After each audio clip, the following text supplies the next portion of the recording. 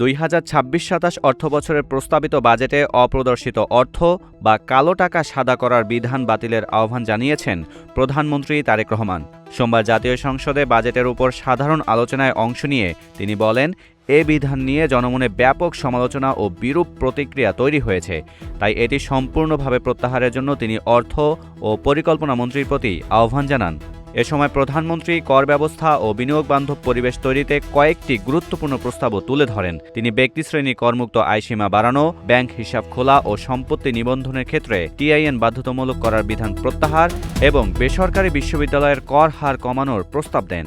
এছাড়া ক্ষুদ্র নৃগোষ্ঠীর জন্য কর সুবিধা সম্প্রসারণের পাশাপাশি চিংড়ি খাত, উৎপাদন শিল্প ও দেশীয় শিল্পে ব্যবহৃত কাঁচামাল আমদানিতে শুল্ক ও কর কমানোর আহ্বান জানান। এসব পদক্ষেপ বিনিয়োগ, শিল্পায়ন ও অর্থনৈতিক প্রবৃদ্ধিতে ইতিবাচক প্রভাব ফেলবে বলেও তিনি আশা প্রকাশ করেন।